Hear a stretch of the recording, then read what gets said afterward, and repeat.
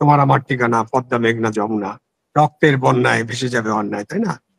আমার সোনার বাংলা, আমি তোমাকে ভালোবাসি। তো স্লোগান গুলো দেখেন। আবার যদি আমি শ্রমজীবী মানুষের কথা বলি, দুনিয়ার মজদুর এক হও, হ্যাঁ, লড়াই করে স্বাধীনতা আনবো, বাঁশের লাঠি তৈরি করো, বাংলাদেশ স্বাধীন করো। আপনি প্রত্যেকটা স্লোগান নিয়ে আপনি গভীর আলোচনা করতে পারেন।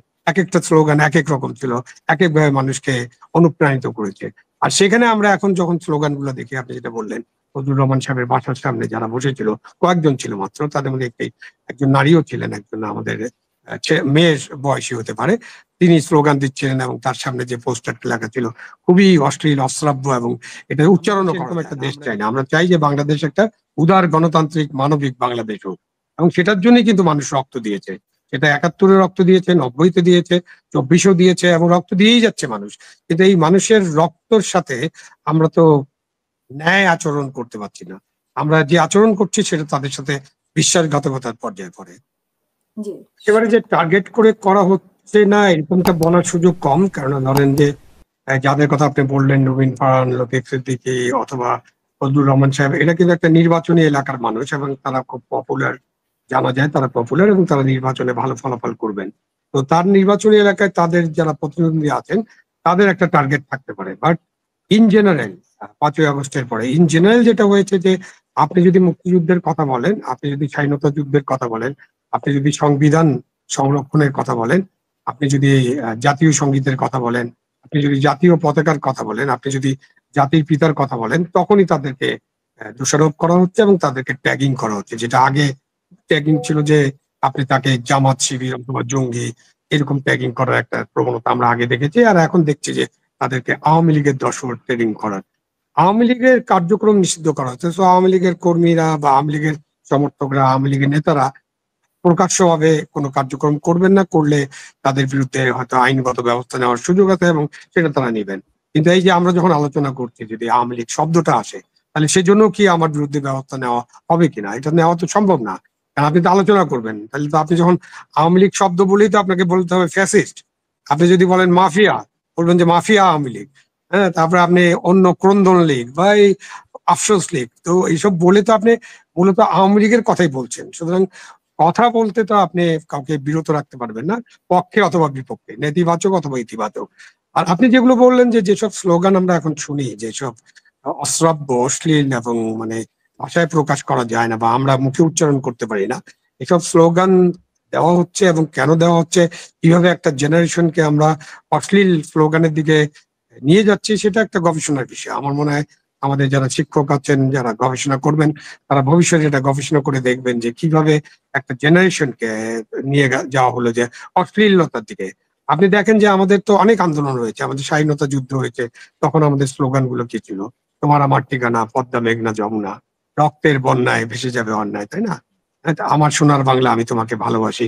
তো স্লোগান গুলো দেখেন। আবার যদি আমি শ্রমজীবী মানুষের কথা বলি, দুনিয়ার মজদুর এক হও, হ্যাঁ, লড়াই করে স্বাধীনতা আনবো, বাঁশের লাঠি তৈরি করো, বাংলাদেশ স্বাধীন করো। আপনি প্রত্যেকটা স্লোগান নিয়ে আপনি গভীর আলোচনা করতে পারেন। এক একটা স্লোগান এক এক রকম ছিল, এক একভাবে মানুষকে অনুপ্রাণিত করেছে। আর সেখানে আমরা এখন যখন স্লোগান গুলো দেখি, আপনি যেটা বললেন, ফজলুর রহমান সাহেবের বাসার সামনে যারা বসেছিল, কয়েকজন ছিল মাত্র, তাদের মধ্যে একজন নারীও ছিলেন, একজন আমাদের মেয়ের বয়সী হতে পারে।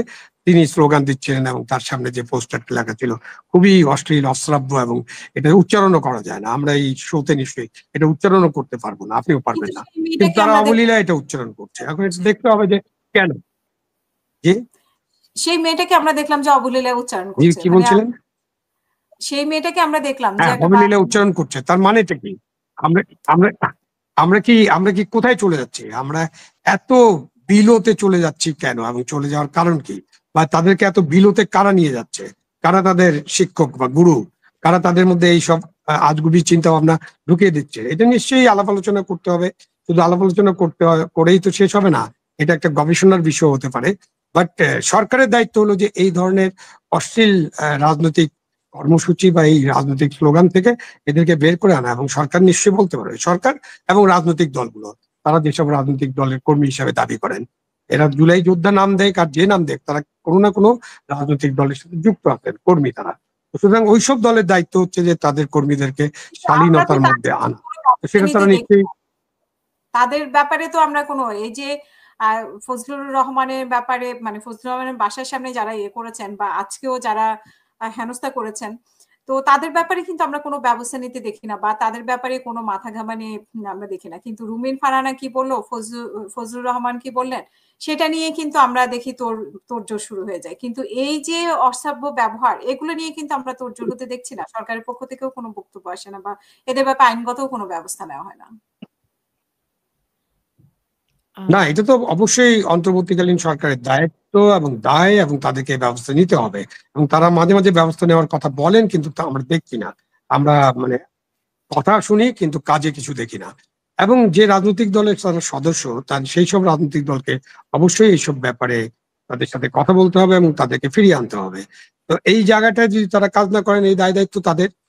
এবং এই যে আমরা সবকিছু যদি বিশৃঙ্খলার মধ্যে ঠেলে দেই, সামাজিক বিশৃঙ্খলা যদি সৃষ্টি হয়ে যায় দেশে, তাহলে তো আমাদের কারোই নিরাপত্তা, কারোই সুরক্ষা, কারোই কথা বলার স্বাধীনতা বা অন্য যাই কিছু, আপনার রাস্তায় বেরোনোর স্বাধীনতা, আপনার শিক্ষা প্রতিষ্ঠানে যাওয়ার স্বাধীনতা, কর্মের স্বাধীনতা কিছুই তো থাকবে না।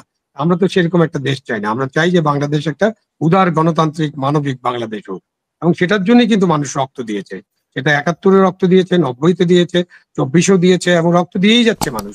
কিন্তু এই মানুষের রক্তর সাথে আমরা তো ন্যায় আচরণ করতে পারছি না। আমরা যে আচরণ করছি সেটা তাদের সাথে বিশ্বাসঘাতকতার পর্যায়ে পড়ে।